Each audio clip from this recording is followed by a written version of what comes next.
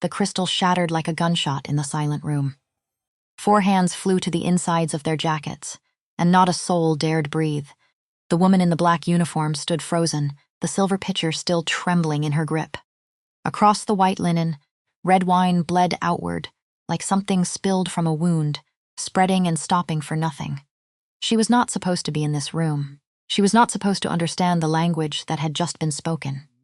The old tongue of the mountains, ancient, vicious, a dialect no living person on earth should still be able to hear, and yet she understood every word, in her apron pocket a slip of paper pressed against her ribs.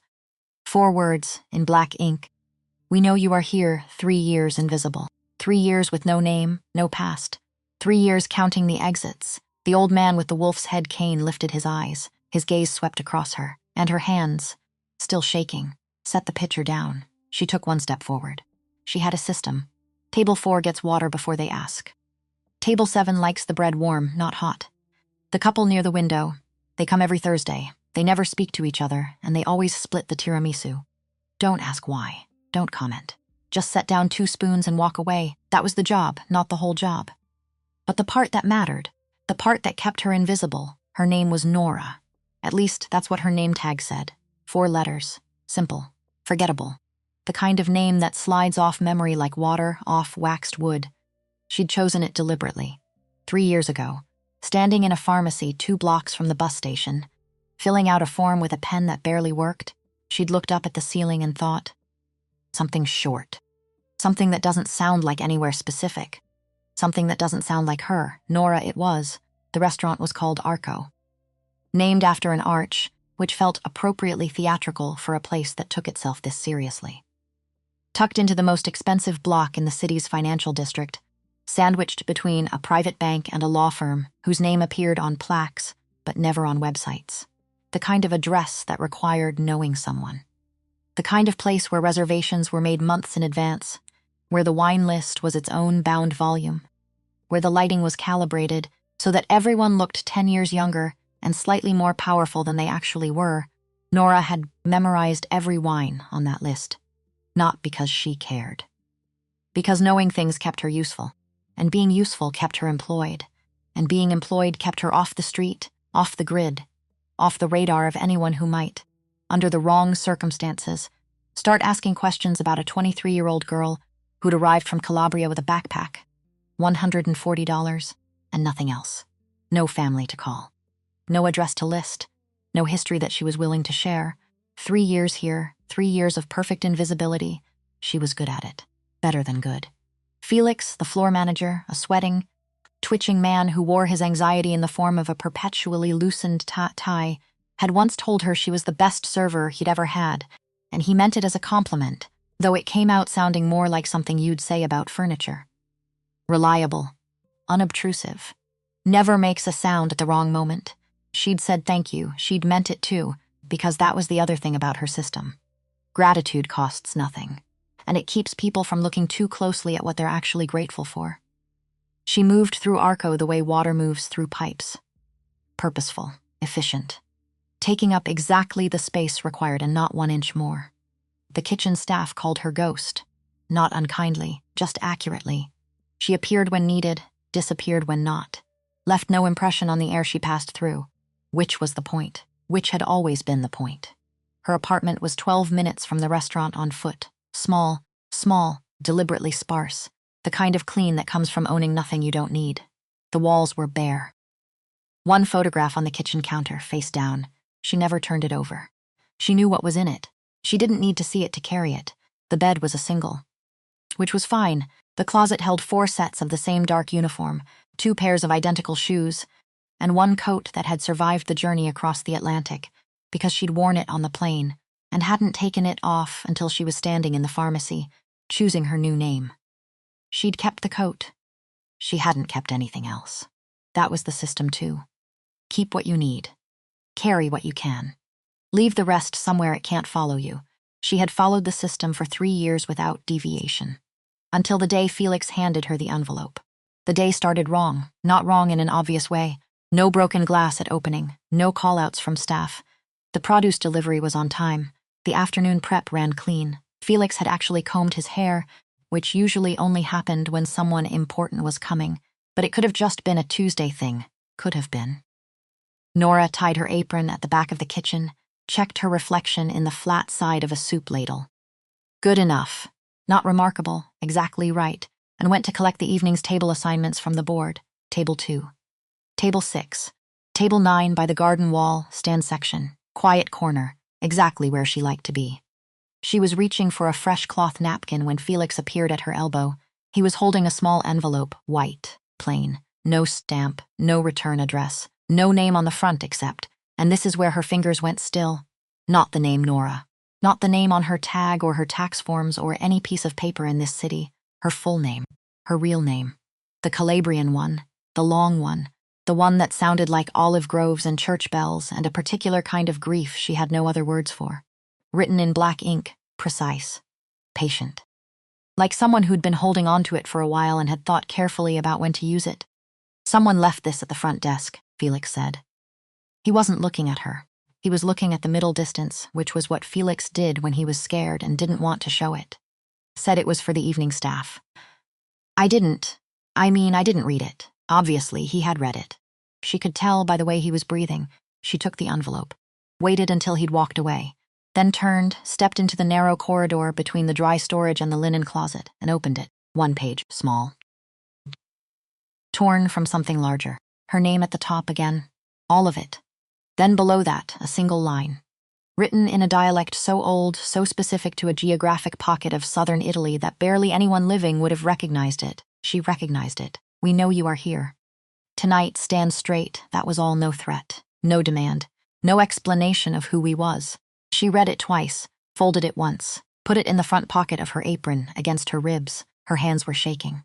But she made them stop before she walked back out onto the floor. Because that was the other thing about her system. You don't show the shake. You never show the shake. She went back to the service station. Picked up a water pitcher. Checked that the ice was right. Checked that her face was arranged into nothing. Then walked out into the dining room, like the piece of paper, folded against her ribs, was nothing more than a grocery list. She was good at this. She'd had 3 years of practice. What she didn't have was any idea who had found her. Or how long they'd been watching. Or why. Out of all the restaurants in all the cities in this country, they'd sent the message tonight. She thought about the word we, plural. Deliberate. Not I found you. Not I know where you are. We, which meant more than one person. Which meant an organization. Which meant this was not someone stumbling onto her by accident. She poured water at table 4 before they asked. She set down the bread, at table 7 warm, not hot, and she did not look at the door. Because looking at the door was how you told people you were expecting something. And she was not, absolutely was not, going to let anyone in this restaurant see her expecting anything. Whatever was coming could come. She would stand straight when it did. By 7 o'clock, Arco was full, the usual crowd. Politicians who'd learned not to speak too clearly in public. 2 financiers at table 3 who came monthly and always ordered double of everything. A retired judge who sat alone every Friday and read physical newspapers, which at this point was practically a personality statement. Nora moved through them all like weather, present and unnoticed, exactly as intended. At 7:42, Felix materialized near the host stand. He was the color of old chalk. She'd seen him nervous before. She'd seen him during a kitchen fire, during a health inspection surprise visit, during the night a city councilman got too drunk and had to be escorted out through the service entrance. She had never seen him like this. This was a different category of fear, the kind that lives below the stomach. He caught her eye across the room and gave a small, tight shake of his head. She understood. It meant, don't do anything unexpected tonight. It meant, be smaller than usual. It meant, something is coming through that door that I am not equipped to handle, and I need everything around it to be completely controlled. She already knew. She'd known since she opened the envelope. They arrived at 8, not with noise. That was the first thing. Men like this. She knew from childhood, from watching through window glass as a small girl, from the way her grandmother would go very still and say nothing and find something to do with her hands. Men like this didn't arrive with noise. The noise arrived first. The noise was the other people. The way conversations dropped off mid-sentence. The way silverware stopped. The way even the ambient music, The low jazz piped through invisible speakers seemed to pull back a half step. Then the door opened, first the shadows. 4 of them. Large men with the kind of stillness that isn't calm. It's calculation. They didn't look at the decor. They looked at corners, exits, the kitchen door, the distance between tables. They were mapping the room in real time, and they did it without moving their eyes more than necessary, which was the part that most people found unsettling, without being able to name why. Then Dante, 42. Dark suit, charcoal, impeccably fitted. Dark hair. A face that would have been called handsome in a different context. In this context, it was just severe. He moved like someone who had spent years learning to project absolute control, and had mostly succeeded, and was having a harder time with it tonight than usual, because he wasn't first. That was the thing. Dante Ferrano, a name she'd heard in whispers since her first week at Arco, a name that appeared in the local papers occasionally in ways that never directly accused him of anything, was not leading the procession. He was 2 steps behind. The man he was 2 steps behind was old. 72, she'd learn later, though in that moment he could have been older. He could have been from a different century entirely, which in some ways he was. He carried a cane, dark wood, carved, a wolf's head in worn silver at the top. He wore a heavy wool overcoat that was entirely wrong for the climate, draped over his shoulders like it had always been there, like it was part of his skeleton. Thick silver eyebrows. Leathery skin, pulled tight over a face that had been weathered by something more specific than just years. He stopped just inside the entrance. Let the room come to him. Swept his gaze across Arco with the slow, deliberate patience of someone who had inspected rooms for decades and found most of them wanting. His eyes moved across the crystal chandeliers, the modern art, the well-dressed patrons, and then his lip curved. Not a smile. Something closer to the expression you'd make if someone handed you a gift, and the wrapping was beautiful, and inside was nothing. His name was Aldo Frasca. Nora knew this without being told. She'd been told nothing, but she knew. The way the body recognizes certain things before the mind catches up.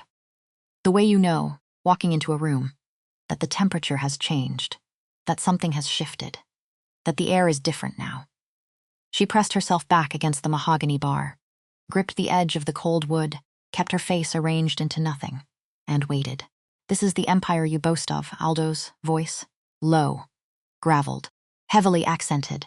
The English barely a courtesy, the cadence underneath it belonging to somewhere else entirely. He spoke it the way men speak a language they've never quite trusted, as a tool, not a home, a room full of old-tainted peacocks eating leaves. Dante's jaw went tight, the muscle near his ear feathered once. It is the finest establishment in the city. The people here control the ports, the unions, the necessary. Aldo cut the word off, picked it up and held it like something he'd found on the ground, then set it back down with a contempt so complete it was almost admirable. He struck his cane against the hardwood floor, once. The crack of it went through the room like a stone through glass. 3 separate conversations died. Someone's fork hit their plate. Felix appeared from somewhere, bowing so deeply it looked physically painful. He escorted them to the private alcove at the back. The table that was never listed on reservations, that was always set whether they called ahead or not, that the kitchen knew to have ready by 6, regardless of whether anyone had confirmed. Nora watched them sit, watched Dante pull out the chair for his father, with the precise movements of a man performing a ritual he'd been performing his entire life and had never once found easy. She felt Felix's hand close around her upper arm, hard. Desperate, you, he said very quietly, very close to her ear. You're taking the alcove tonight. She turned to look at him. He looked back. The specific desperation of someone who has already made the decision and is now just waiting for the other person to catch up. Felix. Her voice barely audible. Give it to someone else. Give it to. There is no one else. Still quiet. Still terrified. Greta called out sick at 4. Paolo dropped a full tray in the kitchen 20 minutes ago and has been in the bathroom since. You are the only person in this building who is currently functional, and I need functional. I need invisible. I need someone who will go in, pour the water, serve the bread, and come back out without creating an incident. She looked at the alcove, at the old man with the wolf's head cane, already ignoring the amuse-bouche placed in front of him, at Dante, sitting very straight. Very still. If you mess this up, Felix whispered, I lose this job, and you lose this job, and neither of us can afford that. Can we? Not a question, Nora untucked her arm, picked up the silver water pitcher from the service station, felt the ice shift inside it, the small sound it made, delicate, metallic, a tiny alarm, and walked toward the alcove. Every step felt deliberate. Every step felt like a choice. Because it was. She could have put down the pitcher and walked out the back and started over somewhere else. She'd done it before. She knew how, but she didn't put down the pitcher. She walked toward the two men who had turned the air in the restaurant into something different, and she told herself it was just a job, just a table, just water in a silver pitcher and bread served warm, and the practiced invisibility she'd spent 3 years building. She told herself that. She almost believed it. Up close, Aldo Frasca smelled of sharp tobacco and bitter coffee and something underneath both of those. Something older, something that had no name in English. Her grandmother would have called it il peso del passato, the weight of the past. That particular density that accumulates on certain people who have lived through things that don't wash off. She approached from his right side, head down, eyes on the tablecloth, and began to pour. They were already fighting, not loudly. Men like Aldo didn't raise their voices. They lowered them, which was worse. He'd switched languages the moment they sat down. Not to standard Italian, not to anything Dante could fully follow. He'd dropped into the Calabrian dialect. The old version, the mountain version, the one that had evolved in geographic isolation over generations until it was barely recognizable as Italian anymore. Nora's hands went very still because she knew this language, not the way you know a language you studied. The way you know the smell of your childhood kitchen. The way you know a particular hymn that you haven't heard in 15 years but can still sing every word. It was in her bones. Her grandmother had put it there, deliberately, with the conviction of someone preserving something that the world was trying to erase. English will make you soft, the old woman had told her. Standard Italian will make you a servant. But the words of our people, those are stones.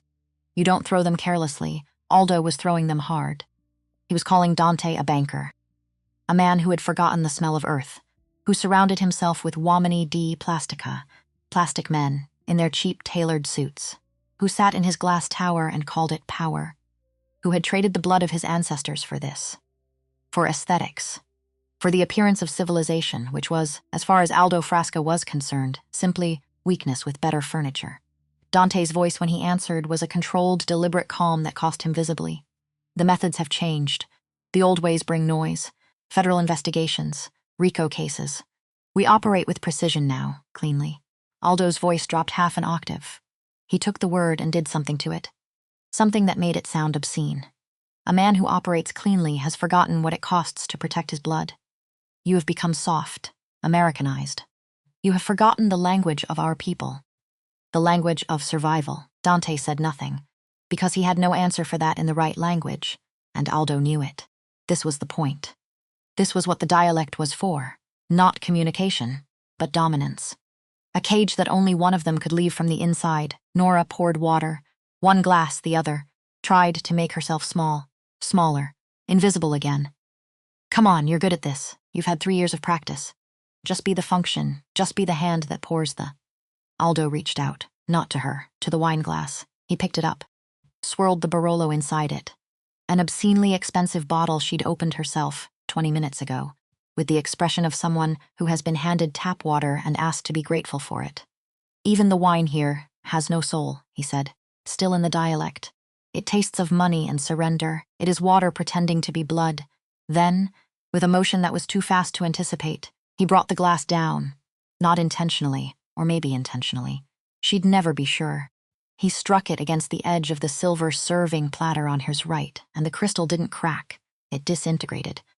Fragments scattered across the white linen like a small explosion. The dark red wine spread outward through the cloth, immediate and vivid, going everywhere and stopping for nothing. The sound was a gunshot in a library. Dante flinched. Just once. But she saw it. The bodyguards, all 4 of them, had hands at lapels before the echo died. Nora stood frozen with the water pitcher in both hands. Aldo looked at the wreckage. His face was not distressed. He looked like he'd expected it, like this was proof of something he'd already known. He turned to Dante, and his mouth curved into something that was nowhere near a smile. You see, he said, in the old language. Quiet and satisfied, Your world breaks at the slightest pressure. A true man of the mountains would have seen the flaw in the glass before he ever picked it up. And that was the moment. That specific moment. She'd analyze it later. Many times.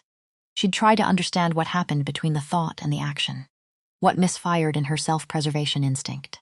What 3 years of careful invisible silence had failed to account for. What, she'd conclude, eventually was this. There was a version of Calabrian that her grandmother had used only twice in her presence. Once when a priest had said something in his sermon that wasn't true. Once when a man from the next village had come to their door and lied about who he was. Both times, the old woman had stood very straight and spoken the truth in the oldest words available. Not from anger, from something more fundamental. From the part of her that had decided, long before Nora was born, that certain things were not permitted to go unchallenged. The dialect was not his. It belonged to the mountains. And the mountains belonged to everyone who had bled into them. He did not get to use it as a weapon and receive no answer. Nora set the water pitcher down on the service cart, stepped forward, into his line of sight, not beside the table, not behind it, in front of it. Directly, without permission, without softening it with posture or expression or the careful smallness she'd spent 3 years perfecting. She stood straight, and she looked him dead in his eyes. Con rispetto, signor. She didn't speak in English. Didn't speak in standard Italian. She spoke in the mountain dialect, the hyper-specific, geographically isolated, half-lost Calabrian variant that hadn't been spoken at volume in this city possibly ever. She spoke it the way she'd learned it. From the inside, the wine is not the problem.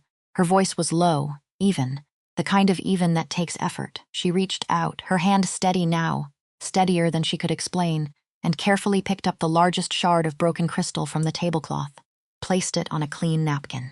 Precise. Deliberate. The flaw is not in the glass, she continued. The flaw is in the hand that strikes without care. A true man of the mountains respects the tools he uses. He does not blame them for his own heavy hand. The silence that followed was a different kind than the one before. Before, the silence was ambient. Restaurant noise on pause. This was structural. This was a silence that had weight and edges. This was the silence of a room that had just processed something it had no category for. Dante had stopped breathing. She could see it. The slight suspension, the chest that wasn't moving. The color had left his face as completely as if someone had turned off a light behind his eyes. The bodyguard to Aldo's left had frozen with his right hand inside his jacket. Hadn't drawn, hadn't moved. Just frozen, and Aldo was looking at her, not the way he'd been looking at Dante. Not with the settled, practiced contempt of a father who has been disappointed so long that it's become his default setting. He was looking at her the way a man looks at something he has been searching for, and had stopped expecting to find. She had addressed him in the old tongue. His tongue. The tongue of his village, his valley, his particular fractional corner of a mountain region that had been forgotten by the modern world long before either of them was born.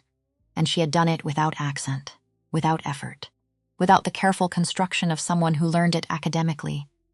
She'd done it the way you speak your mother tongue. In the dark, half asleep, she held his gaze, because dropping it now would mean something in the culture they'd both inherited from the same soil. And she knew it. The second stretched, thin and extraordinary. Then the corners of Aldo Frasca's mouth moved slowly, against the geography of his face, which was not built for the expression it was attempting. He laughed, not warmly.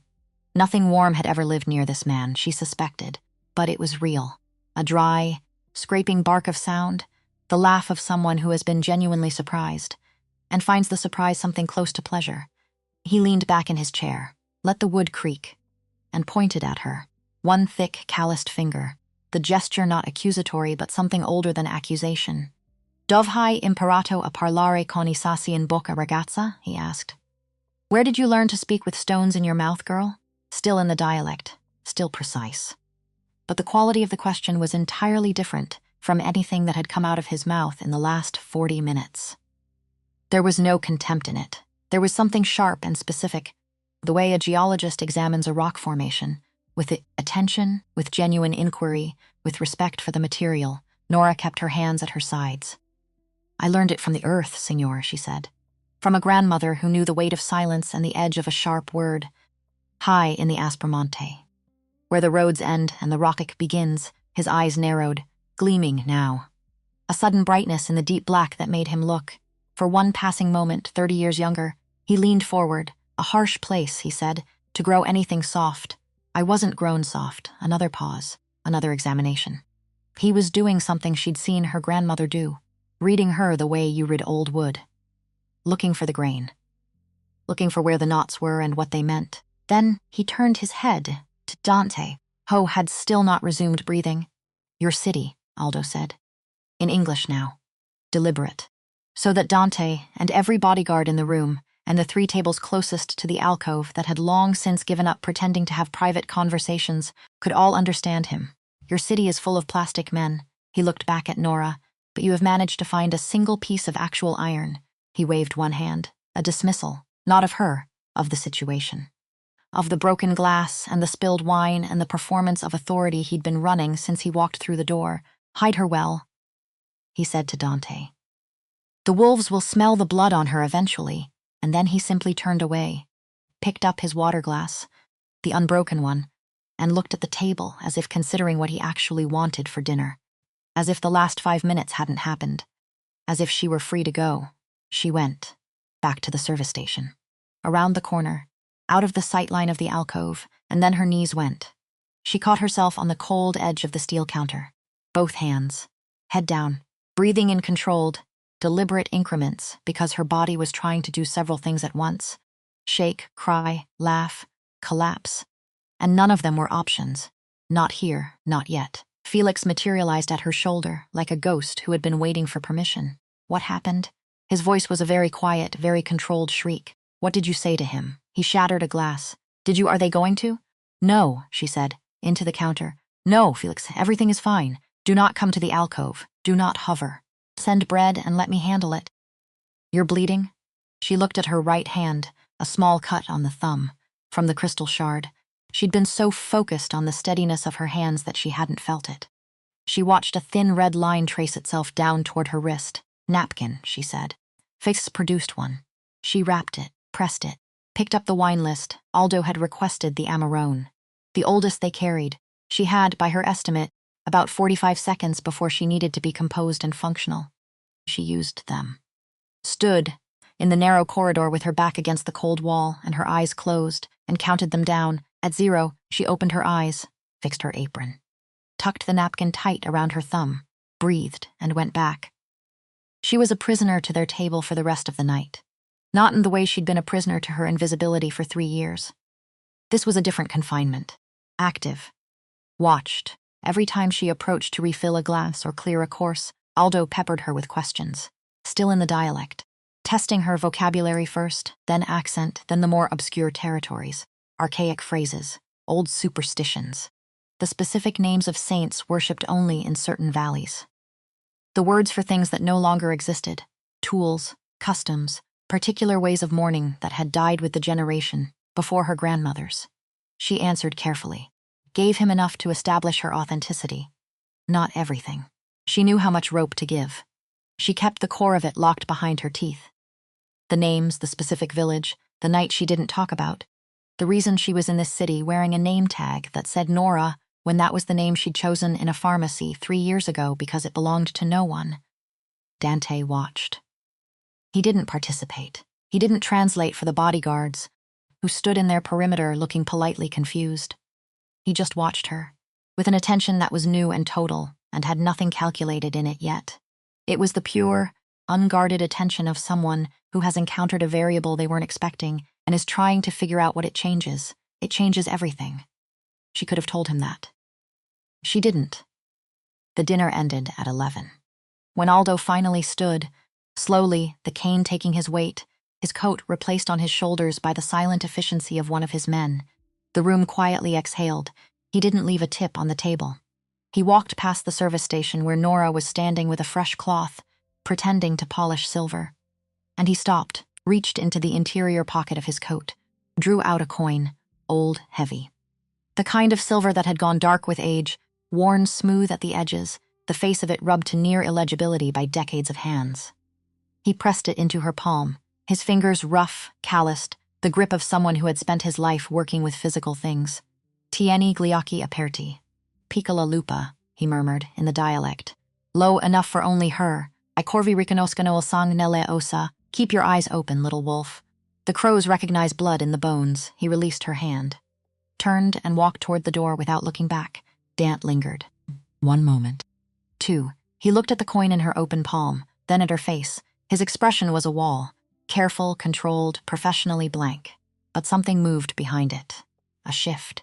Brief and real. Then he turned and followed his father into the night. The heavy front door of Arco swung shut behind them. And the room breathed out. Nora stood alone near the service station. The ambient chatter came back slowly. Silverware resuming, voices finding their register again. The jazz suddenly audible again. She opened her hand. The coin sat in the center of her palm, dark and worn, heavier than it had any right to be. We know you are here. Tonight, stand straight. Not a threat, a preparation. She closed her fingers around the coin, felt the cold weight of it settle against her palm. 3 years of perfect silence, of being no one, of keeping her head down and her name short, and her history somewhere below the waterline where nothing could reach it. And in the space of 1 dinner, 1 broken glass, 1 moment of stupid ancestral stubbornness. It was over. She was visible now. She could feel it. The way you feel a change in barometric pressure before the storm actually arrives. Something had shifted in the atmosphere around her, and it was not going to shift back.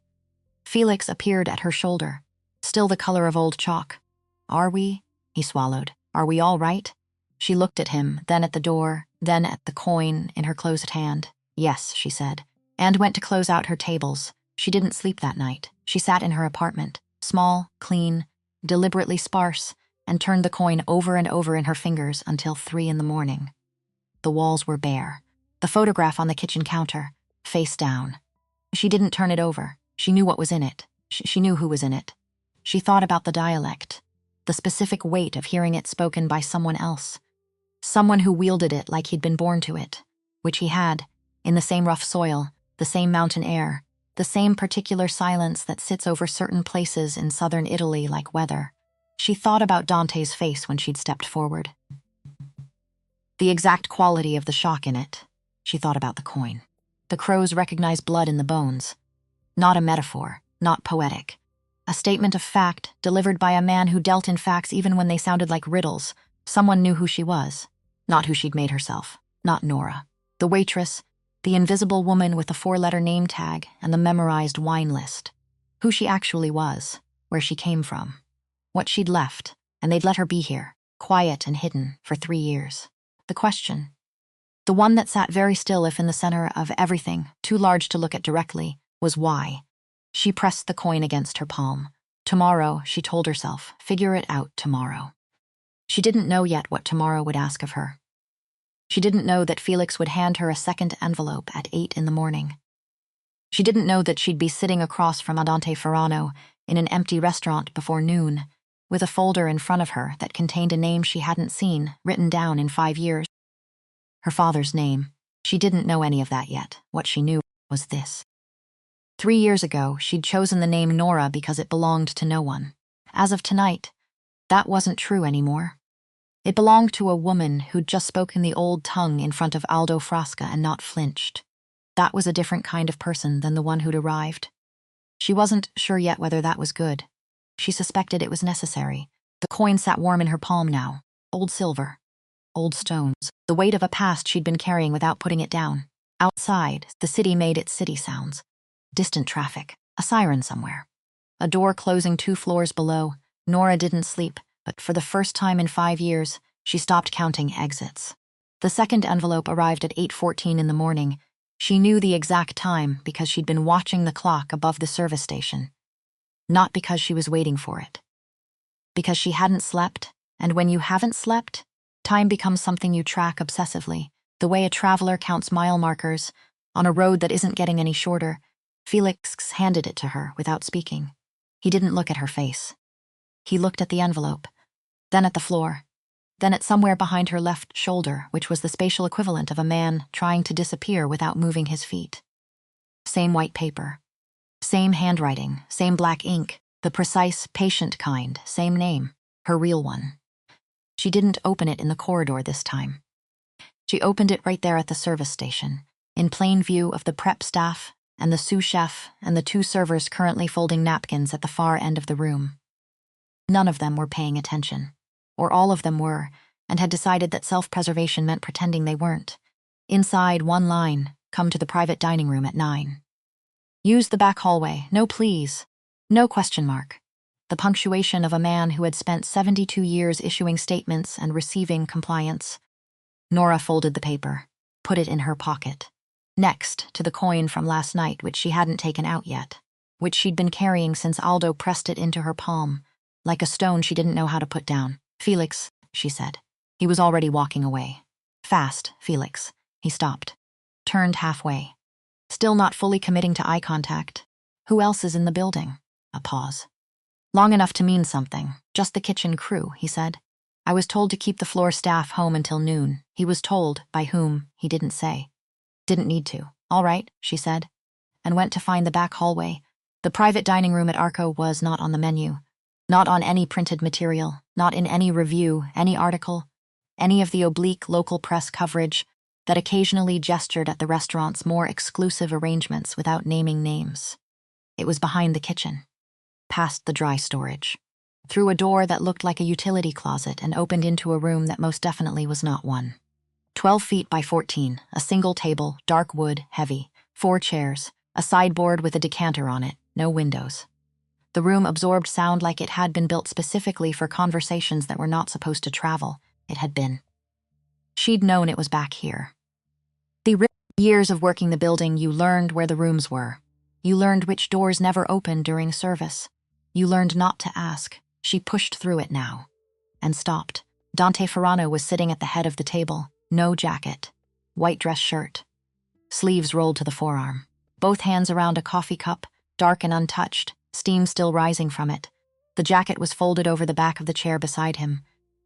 No bodyguards, no Felix, no ambient sound from the kitchen, which meant the kitchen had been cleared too, or at least cleared of anyone likely to press an ear to the wrong wall. Just him, just her, just the room that ate sound. He looked up when she entered.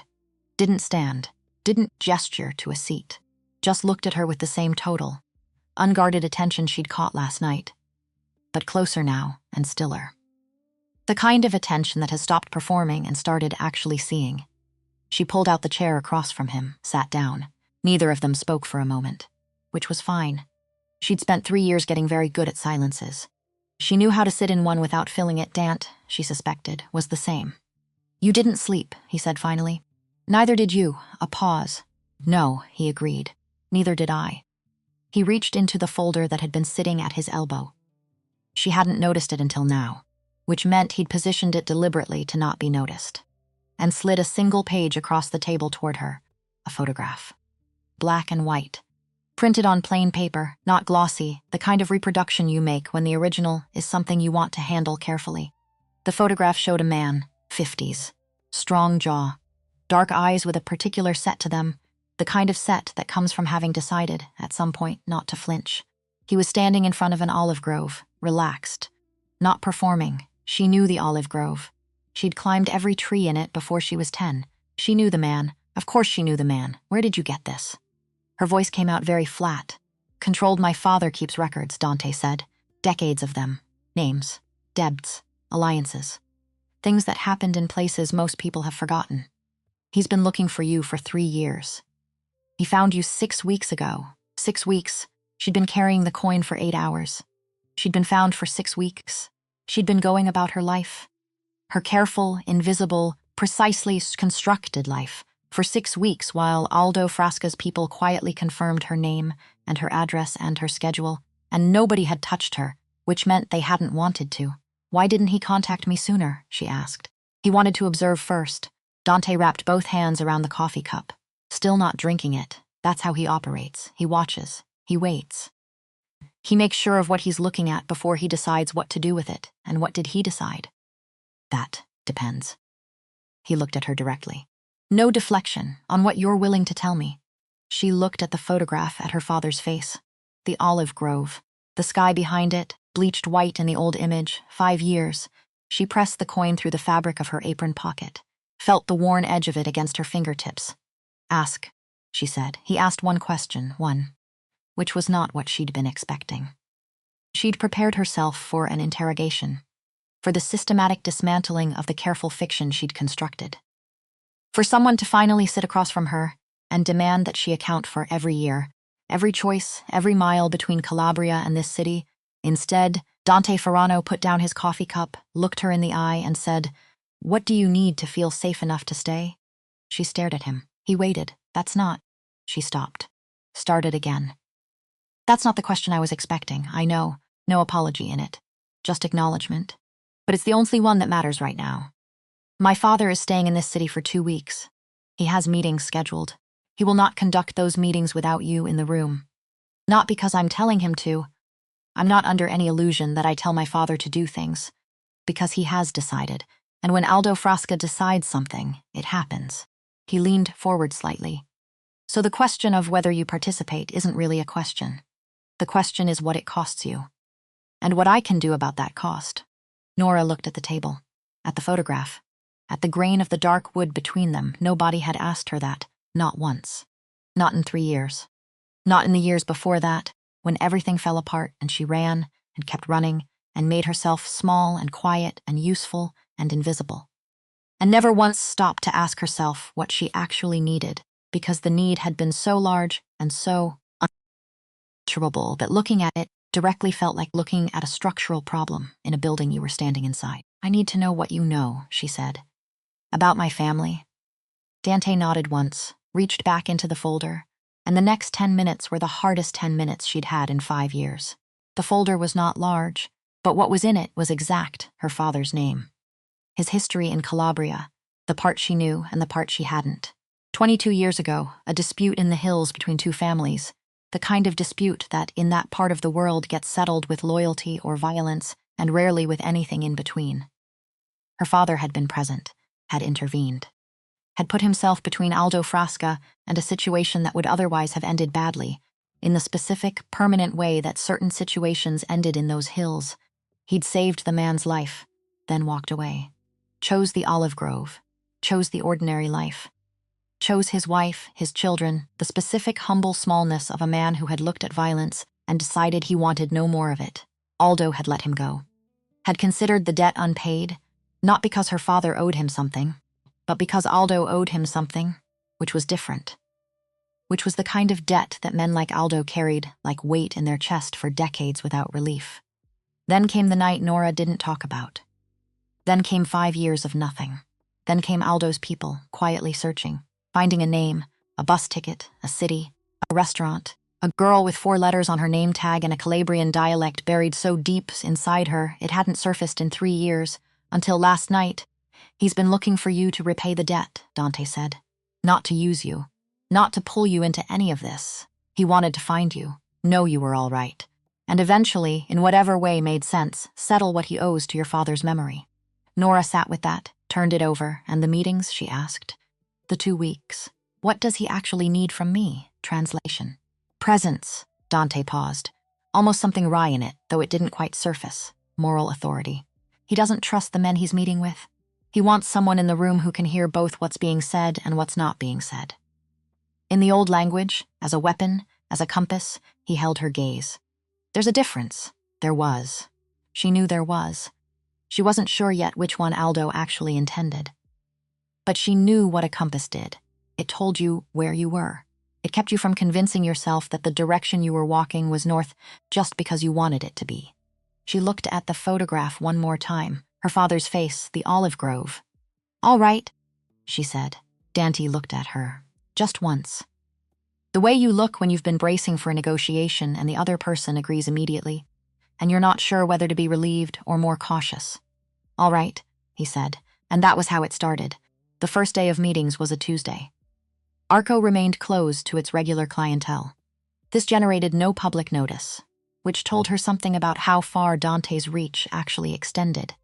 That a restaurant of this profile could simply go dark for 2 weeks and produce no coverage, no puzzled reviews, no inquiries from regulars expecting their standing reservation. The windows were dark from the outside. Inside, the main dining room had been rearranged. The private dining room at the back became the seat of operations. A second table had been added, longer. the decanter replaced with a coffee service, an espresso machine brought in from somewhere, a sideboard with water and small pastries that no one touched. Nora arrived at 7 each morning. Aldo arrived at 9. Between 7 and 9, she set the room. This was not asked of her. Felix no longer appeared to be operating on standard instructions, or perhaps he'd simply stopped being able to process what his instructions were and had reverted to making himself scarce. She set the room because it gave her something to do with her hands. It's because having things in their right place was a form of control she could actually exercise. The espresso was ready when Aldo arrived. Strong enough. Not too strong.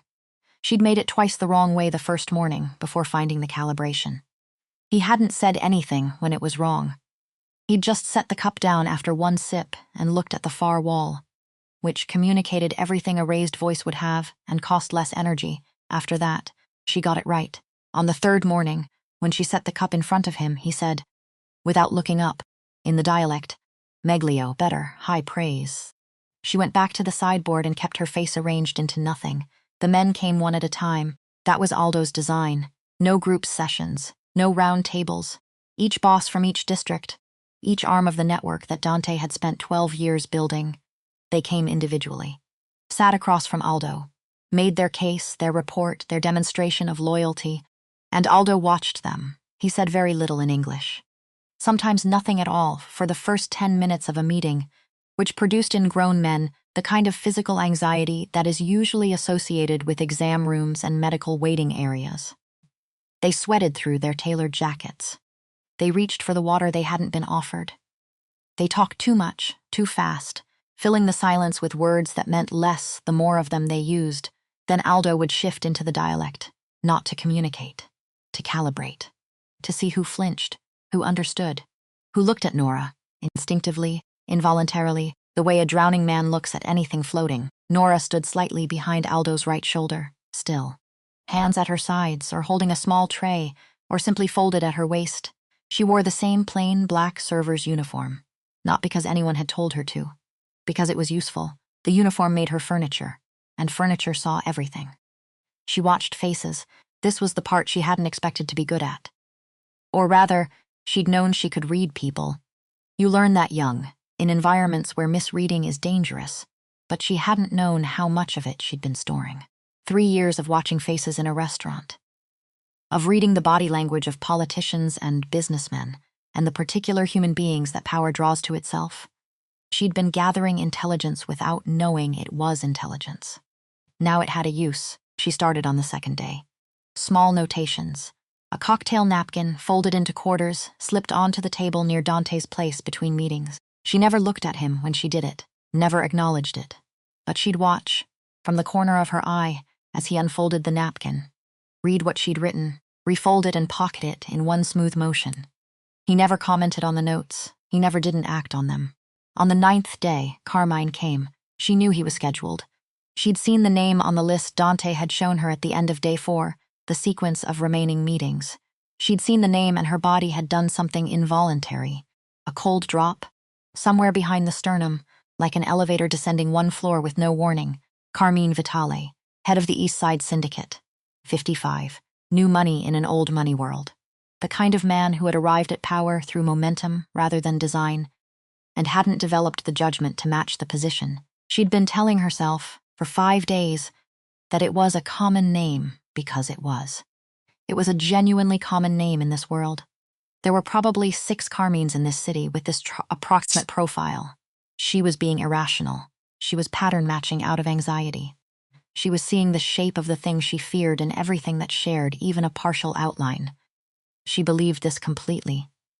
Right up until the moment he walked through the door, he came in loud. Not shouting, but carrying noise the way some men do. The noise of his own certainty, the volume that power without wisdom generates. He was large, broad through the shoulders, heavy in the chest, the kind of physical mass that had probably worked in his favor for decades and had become, over time, something he led with instead of supplemented. He didn't wait to be seated. He walked to the table, pulled back the chair across from Aldo, sat down. Wrong chair, wrong sequence, in the old protocol. And Aldo operated entirely in old protocol. You waited. You were offered a seat. You accepted the seat you were offered, not the one you selected. It was not about comfort. It was about acknowledgement, about understanding that you were in someone else's space and behaving accordingly. Carmine either didn't know this or didn't care. Aldo's face changed. Very slightly, the way old stone changes when you heat it. Nothing visible at the surface, but a stress developing underneath that will eventually express itself. He let Carmine speak 3 minutes. Nora counted. Carmine talked about his territory, his numbers, his contributions to the network, loud and particular in the way of someone who has prepared remarks and intends to deliver them regardless of the room's reception. Then Aldo raised his cane, brought it down on the tabletop. Not hard, but the sound of it in a quiet room is its own statement. Carmine's mouth stopped mid-sentence, and Aldo spoke in the dialect. Full velocity. No mercy in it. He talked about Carmine's lineage, the poverty of it. He talked about the specific flavor of arrogance that comes from men who have money without history.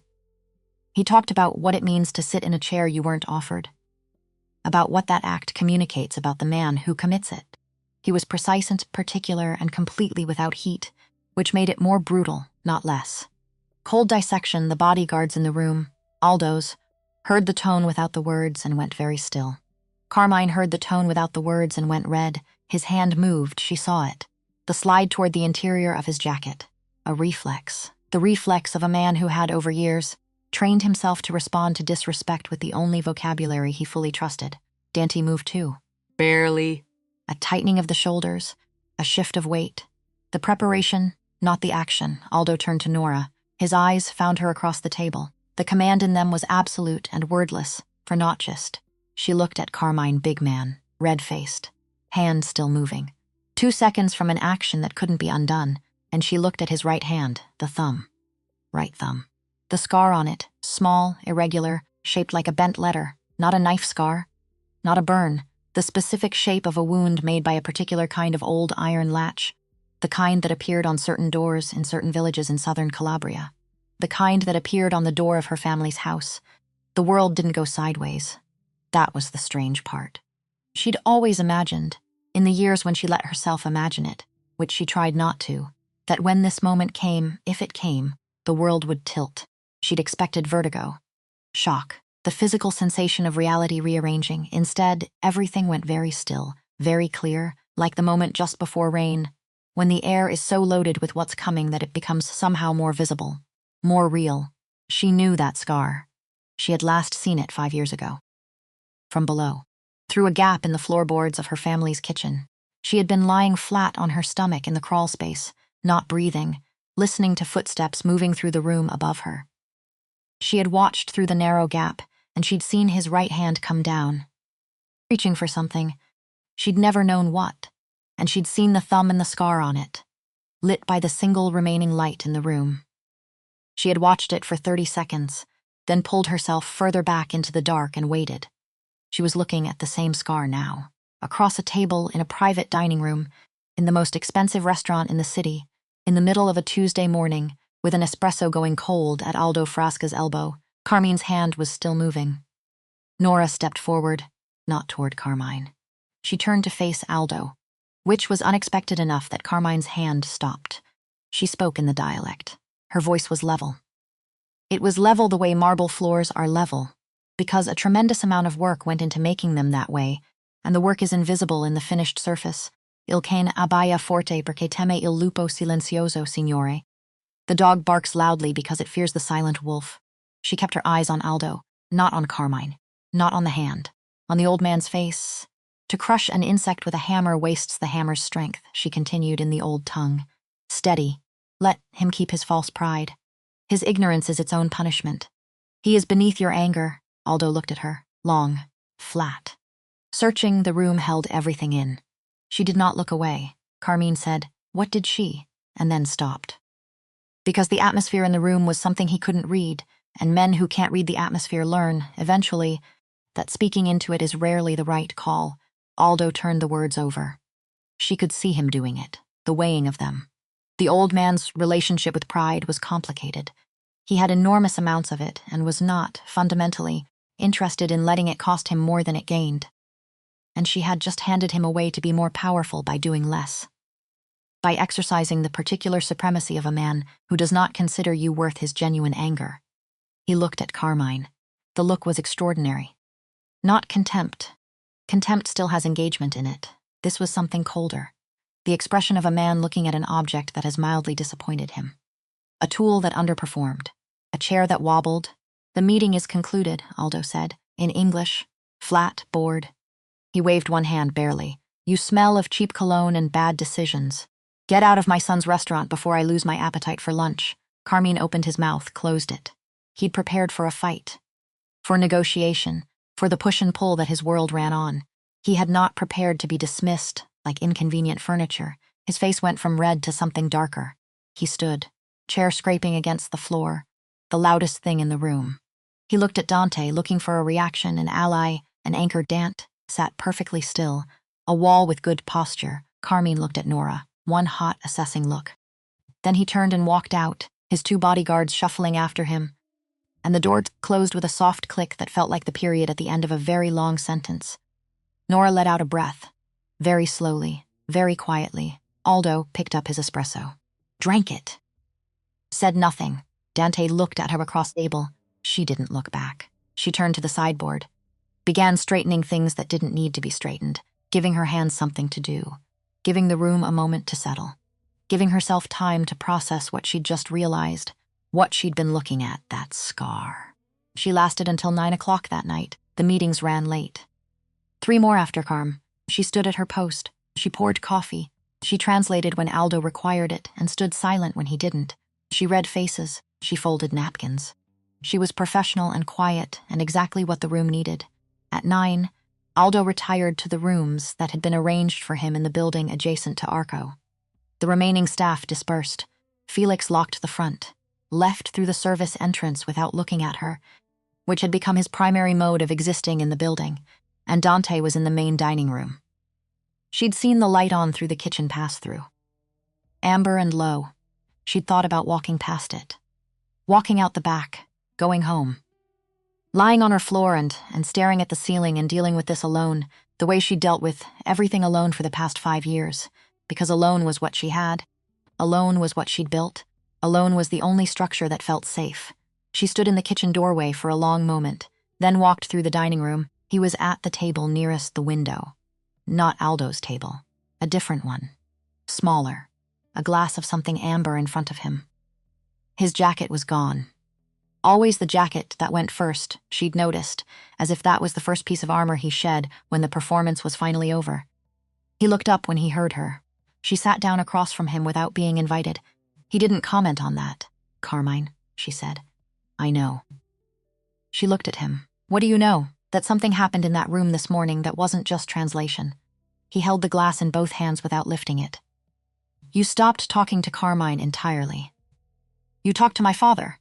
Your voice changed when you did it, not the language. The architecture of how you were speaking."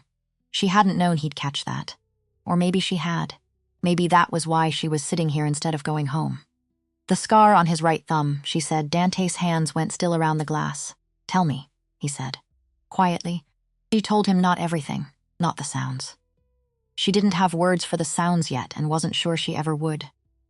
But the structure of it, the crawl space, the floorboards, the 30 seconds of watching his hand come down and the scar on his thumb catching the light, the 5 years of not knowing who to name. She'd known someone had given the order. She'd known it wasn't random. She'd known with the specific knowing of a person who grew up in that world even at its margins, that there was someone who had decided, someone who had calculated the cost and found it acceptable. She just hadn't known who. Until this morning, when a man sat down across from her and the scar on his thumb caught the light, and 5 years of carefully managed not knowing became knowing. Dante sat with this for a long time. The glass of whiskey sat untouched then. He wasn't the one who decided. She looked at him. "Carmine was the operation," Dante said, carefully, each word placed, not the order. "He works for people. He always has. He's muscle with the territory. He doesn't plan. He executes. Then who? I don't know yet." He looked up. "But my father might." She remembered the envelope, the coin. "We know you are here." 6 weeks of observation before they spoke to her. 3 years of Aldo's people quietly following a thread. "He already knows," she said, slowly, working through it as she spoke. doesn't he? He's known. Dante didn't answer immediately, which was its own answer. He was waiting, Dante said finally, for the right moment. For the right? He stopped. She watched him decide how much to say. My father doesn't act without certainty, and he doesn't act without a reason that extends beyond the act itself. He's been building towards something. These 2 weeks, the meetings, bringing you into the room. I'm the evidence, she said. Flat. You're the witness, he corrected it quietly. Precisely. There's a difference. Evidence can be manufactured. A witness who was there, who knows the details, who can stand in a room full of men who were part of that world and look at the right person and say his name. He stopped. That's something else. She sat with that, a witness. She'd spent 5 years trying to become no one. To have no name, no history, no shape that anything could catch on. She'd thought that was safety. She'd thought invisibility was the same as being unreachable. What she'd actually been doing, she understood now, with a clarity that was almost funny, in a way that had nothing to do with humor, was preserving herself. Intact. Whole. As the person who had been in that crawl space and had seen what she'd seen and knew what she knew. She'd been keeping herself safe to use later. She just hadn't known it yet. Her hand went to her apron pocket, found the coin, turned it over. Once. Twice if I do this, she said, and didn't finish the sentence. Then it's done, Dante said. Whatever that means, whatever that looks like. But done. She looked at the window. The city outside it, dark and large and entirely indifferent to the conversation happening in this room. She thought about the bag she'd packed that afternoon. Small. Methodical. The cash she'd been keeping in the lining of her winter coat since year 1. The habit of it. The way she'd looked at the bag and thought, again, tomorrow I leave. Again, I start over. Again, I become someone smaller and quieter and further away from the thing that keeps finding me. And then she hadn't left. She'd sat on the edge of her bed with the bag at her feet for 30 minutes, and then she'd come back. Here. Because somewhere between packing and sitting and the 30 minutes of just breathing, she'd arrived at a question she hadn't been able to answer before. If she left, who said the name? If she disappeared again, who stood in the room and pointed at the scar? If she became no one again, where did the names of her dead go? She looked at Dante. I need you to understand something, she said. All right, I'm not doing this for you. Clear, direct. No room for misinterpretation. I'm not doing this because your father has a debt, or because you can offer me a position, or a salary, or protection. I'm doing this because I've been running for 5 years and I've decided to stop. And stopping requires standing in a room and saying a name out loud. That's all this is. Dante looked at her, a long measuring look, not evaluating whether she was useful. Something more careful than that. Something that reminded her, and this was an inconvenient thought, she filed it away for later, that there was a person behind the architecture of control, a person who was tired in the same way she was tired, who had been running something that wasn't what he'd asked for, in a direction he hadn't fully chosen, at a cost he was still, I understand, he said. She believed him. Enough. Not entirely. She'd learned not to extend entirely to anyone. But enough, she pushed back from the table. Stood. Tomorrow morning, she said. Tomorrow morning, he agreed. She walked toward the kitchen. Stopped once. Turned back, Dante. He looked up. The espresso your father drinks. Whoever's been making it for him before this week has been doing it wrong. He drinks it with more pressure and less time. 30 seconds, not 45. A pause. Something crossed his face. Not amusement exactly. Closer to relief. The specific relief of absurdity in a serious moment, which is one of the few things that makes serious moments survivable.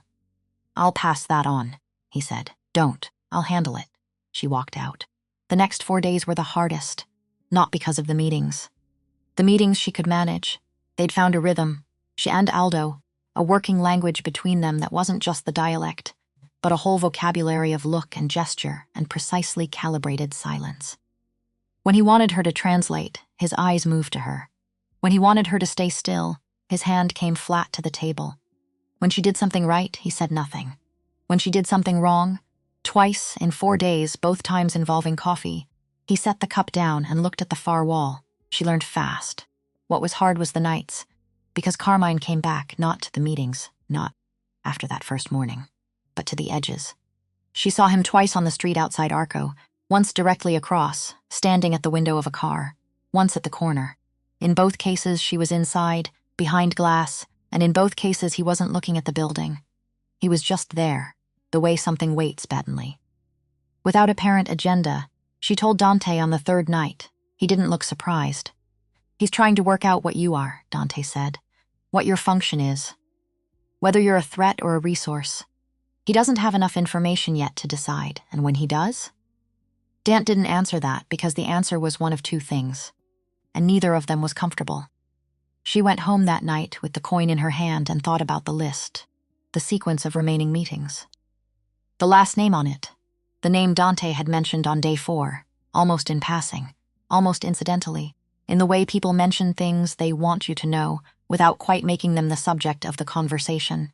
The name of the man who had been sitting in this room for nearly 2 weeks, who had been nodding at Aldo, agreeing with Aldo, expressing loyalty to Dante, shaking hands with the right degree of deference, who had been here all along, right here at her elbow. She hadn't seen it yet, but she was seeing it now, and she thought about what Dante had said. A witness who was there, who can stand in a room and look at the right person and say his name. She turned the coin over in the dark, old silver, worn smooth. She thought about her father's face in the photograph, the olive grove behind him, the particular kind of peace in his posture. A man who had chosen small and ordinary and had meant it, who had walked away from the world that was about to swallow his daughter and tried to give her something quieter instead. He'd given her the language, the old one, the stones-in-the-mouth one. She hadn't known, until this week, what it was for. She thought she knew now. She pressed the coin flat against her sternum, closed her eyes. Tomorrow was the last meeting, the one that mattered. She was ready, or she wasn't. Either way, she'd decided. And the deciding, she understood now, for the first time in 5 years, was the only part that actually belonged to her. The rest was just showing up. She was good at that. The 14th morning arrived the way final things do quickly. Without announcement. The city outside her window doing exactly what it always did. Traffic building slowly, light coming gray and then gold. A pigeon on the fire escape doing whatever pigeons do that makes them seem so unbothered by everything. Nora had been awake since 4, not anxious. Past anxious. She'd burned through anxious somewhere around 2 in the morning and come out the other side into a strange, clean stillness. The kind that follows a decision made so completely that the mind has nothing left to argue with. She'd pulled the bag out from under the bed, old habit, unzipped it, looked at the contents, cash, documents, 1 change of clothes, a photograph she never looked at but always carried, sat on the floor next to it for a long time, then she'd put it back. Zipped, stood up, made coffee. That was that.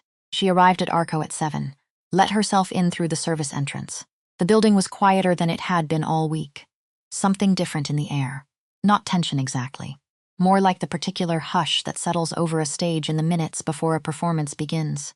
When everything is set. When the only thing left is the thing itself. She made Aldo's espresso. 30 seconds. Right pressure. Set it at his place. Then she went to find the private dining room. He was already there. Aldo Frasca at 7 in the morning looked exactly like Aldo Frasca at any other hour, which was part of what made him what he was. Most people soften in the morning, drop their edges before they've had time to reassemble the performance. He had no performance to reassemble. This was just him. The leathery skin, the thick silver eyebrows, the cane propped against the arm of his chair. The heaviness of a man who carried decades in his body the way stone carries the memory of pressure. He didn't look up when she entered. He was holding the coin, her coin. The one he'd pressed into her palm 14 nights ago. He was turning it between his fingers. Slowly, with the ease of long familiarity, she stopped just inside the doorway. He said, in the dialect without preamble, "Sit." She sat. He kept turning the coin. "My father," he said finally. Still the dialect. Slower than usual. The way he spoke when he was choosing very precisely. Fought in the hills when he was 17. Against men who had more power and better weapons and the full force of an old order behind them. You know what he had? She waited. A language they didn't speak. He set the coin flat on the table. They thought his people were peasants. They thought the dialect was ignorance. They didn't understand that it was a wall. That it was a fortress that cost nothing to build because it was just. How they talk to each other. How they always talk to each other. You're looked at now. Your grandmother understood this. Yes, Nora said. She taught it to you as a weapon. She taught it to me as a birthright. Nora met his eyes. The weapon part was implied. Something shifted in his face. Almost imperceptible, your father, he said, 22 years ago. In the hills above Cardito, he stopped, gave the memory space. I was careless. I walked into something I should have seen coming. A man put himself between me and the consequence of my carelessness. He didn't have to. He had nothing to gain. He had a wife at home. A daughter 2 years old. Nora kept her face still. He walked me out, Aldo said. Put me in a car. Went back to his olive trees. Never asked for anything. He tapped the coin once. I sent this with a message the following week. He sent it back. Said he didn't do it for currency. He did it because it was right. Nora said, yes, flat. Simple, and I have spent 22 years understanding that there is no adequate response to someone who does the right thing for its own sake. No equivalent exchange. The math doesn't work. He picked the coin up again, held it out to her. She took it. There is one man in this building, he said, who gave the order. Nora's hand closed around the coin. Not Carmine, she said. Carmine is a hand, not a mind. Who? Aldo looked at her steadily. I will tell you his name. And tonight in the room, in front of every person who matters in this network, you will say it, not me. He leaned forward slightly. Because what you say carries something mine doesn't. You were there. You saw. You carried it for 5 years in silence and came out the other side intact. A pause. That is the testimony I cannot give. That is the only currency that settles this debt. She understood this is what he'd been building. The 2 weeks, the meetings, the room full of men who had watched her translate, watched her manage Aldo, watched her redirect violence with a single sentence in a language they couldn't follow. He'd been building her authority in that room before he needed her to use it. Not a pawn, a closing argument. Tell me the name, she said, he told her. She sat with it for a moment. 3 seconds. Maybe 4, then she nodded. All right, she said. He picked up the espresso, drank it, set the cup down, said, Giusto, right? She went to set the room for the last time. By 7 that evening, Arco held everyone, not the general public. Everyone who mattered in the network Dante had spent 12 years constructing. 12 men at the long table. The full geography of the operation, docks, unions, district territories, the financial instruments that made the whole structure functional and invisible at the same time. And, at the far end, Urban. Silver-haired and impeccably dressed in the way of a man who has been impeccably dressed so long it no longer registers as effort. Renato Gallo, 64 years old. One of Dante's earliest allies. A man who appeared in photographs at charity galas and hospital fundraisers. A man whose name appeared on the board of 2 cultural foundations. A man who had been sitting in this building for 2 weeks, nodding at Aldo, agreeing with Dante, performing loyalty with the practiced ease of someone who had been performing it for 2 decades and had never once been seriously examined. Nora had served him coffee 11 times in 14 days. He'd never once looked at her face. She understood now why Aldo had chosen her for this room. Not just the language, not just the translation. Because she was a woman in a server's uniform. Because in Renato Gallo's worldview, she was furniture. And furniture doesn't have a past. Furniture doesn't remember things. Furniture doesn't close its fingers around a worn silver coin and count the years since the last time it saw a particular man's hand. She stood at her post. Behind and to the right of Aldo's chair. Dante sat to his father's left. The dinner was extraordinary. The kitchen had understood the assignment. Every course was immaculate. The wine was the best in the cellar. This was the feast you laid out when something was ending, and the ending needed to look like a celebration. The men ate. Talked. The conversation moved in the practiced rhythms of power, business, territory, the future, the usual coordinates. Aldo presided. Ate little. Listened to everything, spoke occasionally. Each thing he said landed in the room and sat there, serious and exact. Carmine was at the table. Nora had known he would be. She'd been aware of him since he walked in. His physical presence was like a weather system. You felt the pressure of it without always knowing where to look. He'd been quieter than usual, watchful. She'd caught him looking at her twice during the meal, not with recognition, with something approaching it. The way a man looks at a face he thinks he should place. She didn't look back, didn't let him catch her looking, just stood. Poured. Waited. Dessert came and was cleared. The kitchen staff withdrew. Felix had left an hour ago. She'd watched him go from the corner of her eye. Small, relieved speed walk toward the service exit. the specific locomotion of a man who has survived something he didn't fully understand and intends to not push his luck by being present for the conclusion. Good. She was glad he wasn't here. Dante stood. He did this rarely.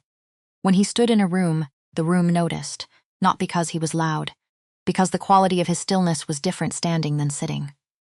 More deliberate, more final before we conclude, he said, his voice even. Professional. My father has something he wants to address. Aldo didn't stand. He turned his head, slowly. The way he always moved, as if time were something he had abundant quantities of and wasn't interested in rushing. He looked at Nora. The look was not a command, it was a recognition, a nod between two people who have agreed on something and are now at the moment of execution. She set down the serving cloth she'd been holding, stepped forward, not to Aldo's side, to the center. The open space between the head of the table and the rest of it. The space where the room could see her. She'd thought, walking over here, that she might feel afraid. She didn't. She felt the coin in her pocket. Cold and precise, the weight of it. Old silver, old stones. She looked at the table, at 12 faces arranged along it, powerful men in expensive clothes, some of whom had the careful blankness of people who'd spent their professional lives suppressing reactions. Some of whom were already reading the room and understanding that something was happening they hadn't been briefed on. She didn't look at Carmine yet. She looked at Renato Gallo. And she started talking. She spoke in English. That was deliberate. No barriers, no dialect, no private language. This was for everyone. Her voice was flat and clear, and she paced it the way she'd learned to pace difficult things. Not fast, not slow, just consistent. The way you carry something heavy. You don't rush, you don't stop. You just keep moving. She told him about a night 5 years ago in Calabria. She told him about a family that was not involved in any network, any operation, any territory dispute. A family with olive trees and a photograph on the counter, and a daughter who had learned an old language from a grandmother with fierce beliefs about what was worth preserving. She told them about the crawl space, the floorboards, the 30 seconds, the scar. She looked at Carmine. He went still. Not the stillness of calm. The stillness of a man who has suddenly understood the geometry of the room he's been sitting in for the past 2 hours and doesn't like what the angles add up to. That was you, she said, directly, plainly, in that house, that night, the scar on your right thumb. I watched it from below the floor for 30 seconds while you moved through the room.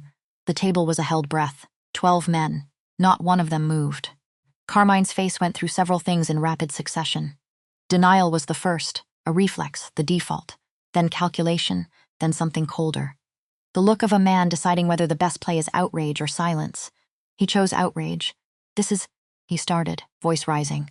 This is a waitress. This is a, who is she? Who authorized? I gave the order. The voice came from the far end of the table. Even. Perfectly controlled, Renato Gallo. He said it the way a man says something he's been carrying for 20 years and has finally found occasion to set down. Not with relief exactly. With the exhausted precision of someone who has decided that a particular kind of pretending has run its course. The room turned toward him. Every head. Simultaneously, he looked at Nora. You were not supposed to survive, he said. Matter of fact. Not cruel, just accurate. The intelligence I received indicated everyone was in the house that night. I was told it was complete, a word for it. She held his gaze and said nothing, because there was nothing to say. Because this was the moment she'd been carrying for 5 years, and it was here now, finally, in a room full of witnesses, and it was exactly as horrible and exactly as necessary as she'd known it would be, and she was still standing. She was still standing, which was the thing. Aldo spoke. He didn't stand, didn't raise his voice. He turned to look at Renato Gallo with an expression that contained 22 years of carefully maintained information and the cold precision of a man who has arrived at certainty. The family, he said, very quiet, was under my protection, silence. Not the held breath kind, the arriving kind, the silence that settles after something final. You knew this, Aldo said. Renato Gallo's face moved, just slightly. The first crack in 2 weeks of perfect performance. There was a land dispute, Renato said, steady, still steady, even now. The family had access to records that were inconvenient. For the consolidation of the Eastern Valley properties. I'm not asking for a reason, Aldo said. There is no reason that falls inside the lines of what is permitted. You moved against a family I had given my word to. You used the resources of this network to do it. And you did it while sitting at my table. The last 4 words, at my table. In the old world, the world Aldo Frasca came from. The world Nora's grandmother had described in the dialect of the mountains, in the long evenings when it was just the 2 of them and the fire and the old words. That was not a legal statement, not a moral one. It was structural. It was the architecture of how things worked. You did not move against someone under a host's protection. You did not do it with his tools, and you did not sit at his table for 20 years pretending it hadn't happened. You simply did not. Renato Gallo looked at the table, for the first time. His composure, extraordinary composure, 2 decades of it, was still there but thinning, like ice in March, still holding weight. But only just, and Carmine, Aldo said. He didn't look at Carmine. You executed an order against a protected family without verifying the authorization. You accepted the word of one man without the confirmation of the structure you operate within.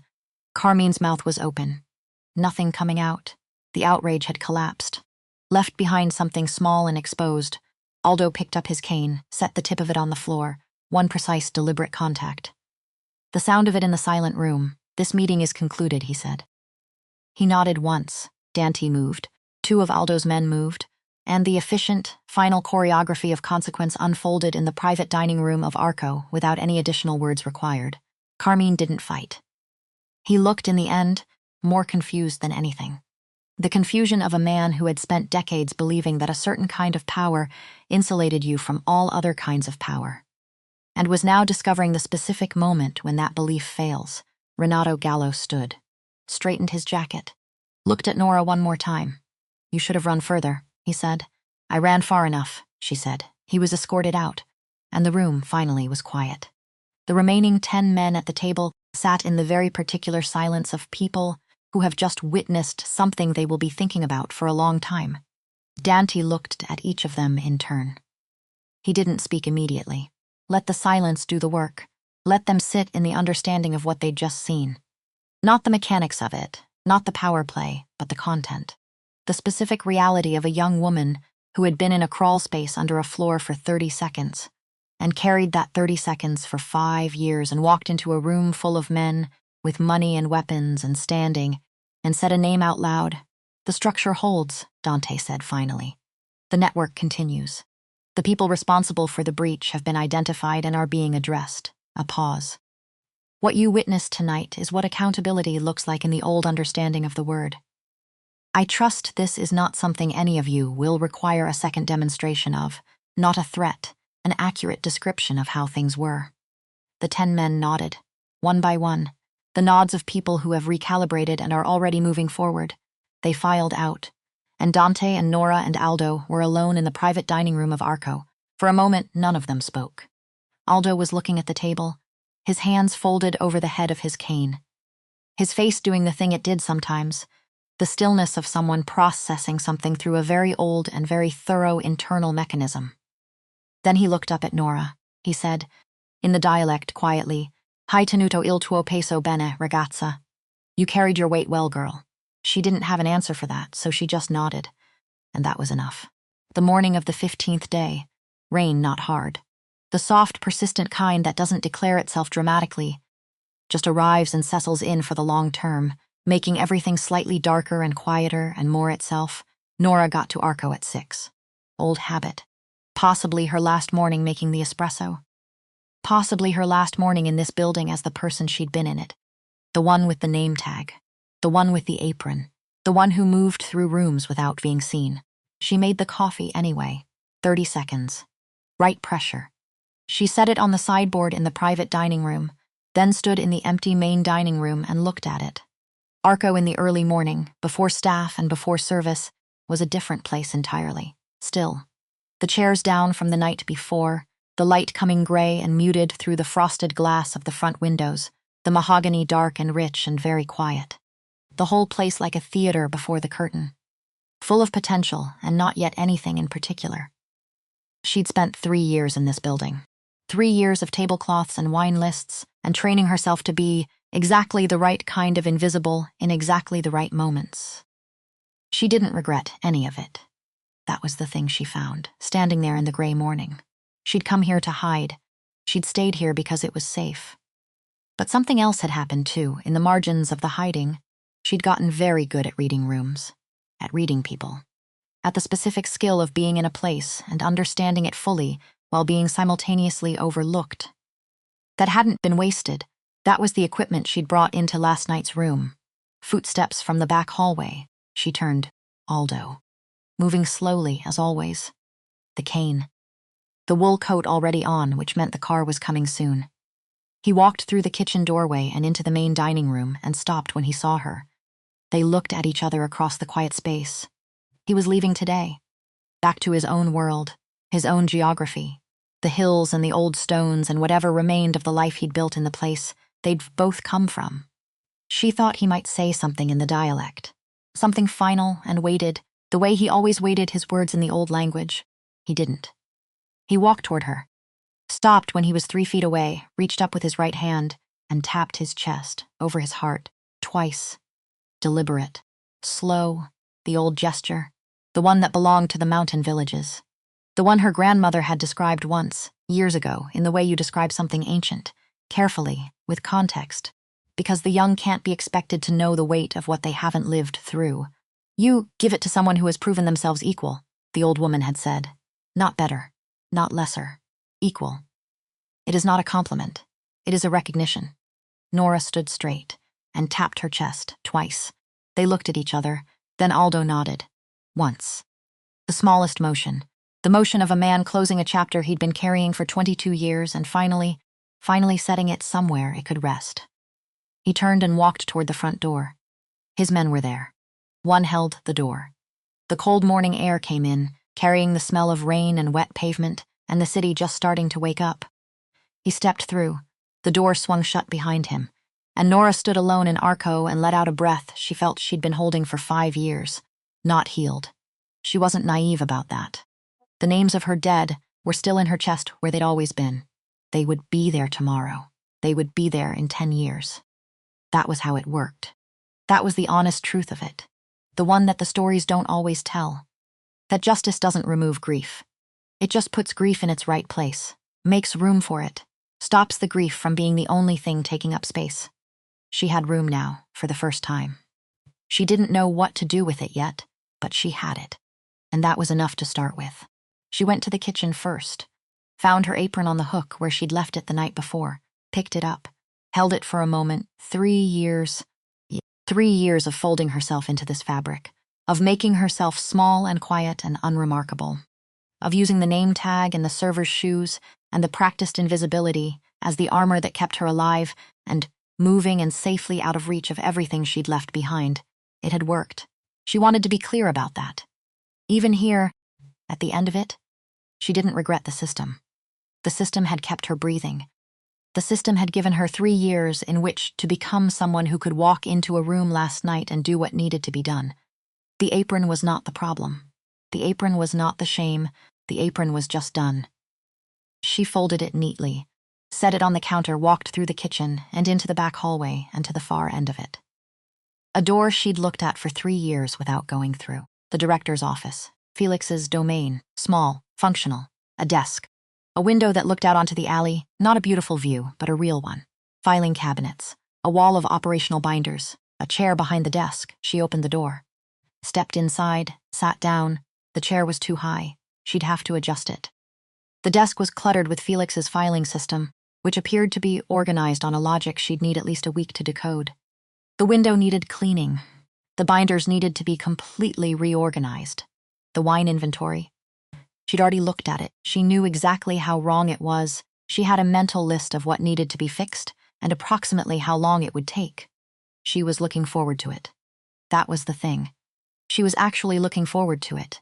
She was still sitting there, opening the first binder, when she heard footsteps. Dante, he came from the back. Jacketless at this hour, she'd started to think of it as his native state, the version of him that existed when the performance was off. He was carrying 2 cups of coffee. He looked in through the open door of Felix's office. His expression moved through several things in rapid, unguarded succession. Surprise, then something that settled into something she couldn't quite name. Something that looked a lot like relief.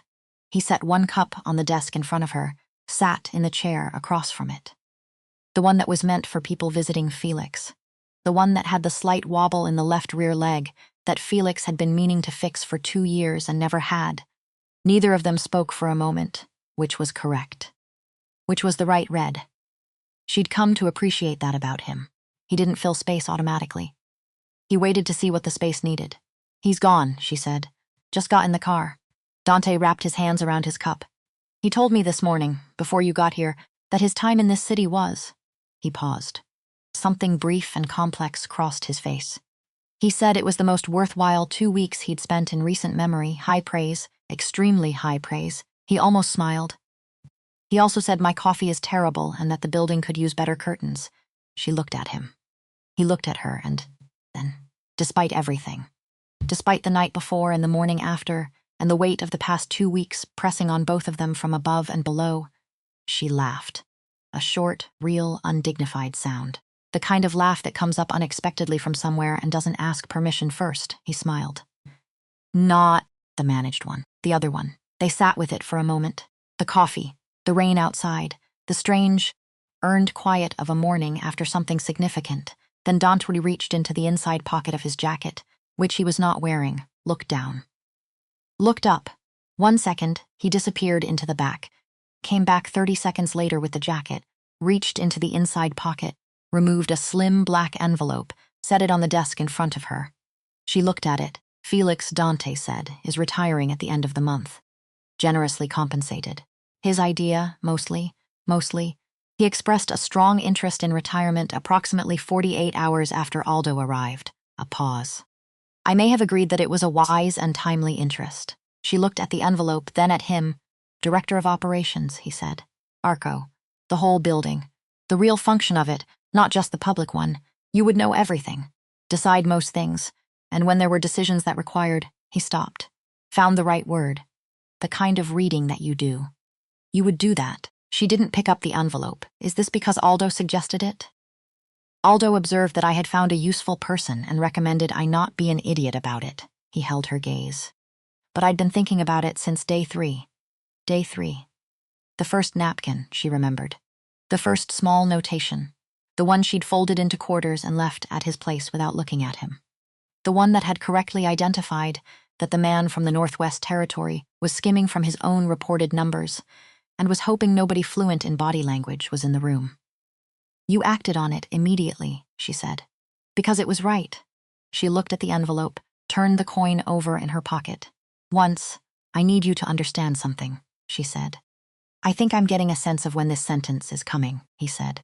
And there it was again, that almost smile, that particular version of his face that was less armor and more person. This is not, she stopped, started again. If I do this, it's not because of last night. It's not because of Aldo or the debt or any of that. It's because I'm good at this. Because 3 years of standing in rooms without being seen turned into something, and that something is valuable, and I'm tired of its value going nowhere. She paused. And because I'm done being small. And not being small means being somewhere. Doing something. This is somewhere. This is something. Dante looked at her, the long, real look. The one without the managed edges, I know, he said. Simply she picked up the envelope, didn't open it yet. The wine list, she said. I know. You've... No, she set the envelope flat on the desk, looked at him directly. You don't understand. It's not just bad, it's incoherent. The Barolo selection is from the wrong producers entirely. The Amarone is underrepresented by about 60%. There's no Calabrian wine on it at all, which given the actual clientele of this establishment is either an oversight or an insult, and I genuinely cannot determine which. And someone, at some point, possibly you, approved the purchase of a Pinot Grigio for the house white that I would describe as aggressively mediocre. He blinked. Aggressively mediocre, he repeated. The adjective is doing real work there. Yes, a pause. He laughed. Genuinely, fully. The laugh of a man who has been carrying a very heavy thing for a very long time and has just put it down and feels the sudden surprising lightness of his own chest. It filled the small office. It bounced off the cluttered shelves and the filing cabinets, and the window that needed cleaning and came back changed. Warmer, more real. It was a good laugh. She'd think about it later, in the careful way she thought about things she wasn't ready to think about directly. She'd think about how it was the laugh of someone worth knowing. And she'd think about the fact that she'd made it happen, that she'd said the thing that caused it, and that this was not an accident. "Fine," he said when he'd recovered. "The wine list is yours, the wine list and everything else. The wine list and everything else." She opened the envelope. Write it, nodded once, put it in her pocket. Next to the coin, they sat in the morning light with their coffee and the rain outside and the quiet that sits in the aftermath of something significant. Not the silence of things unsaid. The silence of things that have been said and received and don't need to be repeated. The kind her grandmother used to call, in the old words, in the mountain dialect, in the language of stones that outlast the hands that shaped them, il silencio guadagnato, earned silence. Outside, the rain had stopped. The city went on doing what cities do. Indifferent and relentless, and full of people carrying things they couldn't put down yet. People who hadn't found their room yet. People still running, still counting exits, still choosing names that belonged to no one. She'd been that person. She knew what it cost. She also knew, and this was the thing that had been in her bones all along, that the weight of the past doesn't disappear when you stop running. It just becomes yours, fully, completely, without apology. She opened the first binder, made a note, turned a page, the work began. And the woman who had spent 3 years perfecting the art of being invisible sat in the director's chair of the finest restaurant in the city, with a worn silver coin in her pocket and a wine list that needed complete reconstruction and felt, for the first time in 5 years, exactly like herself, which was, it turned out, more than enough.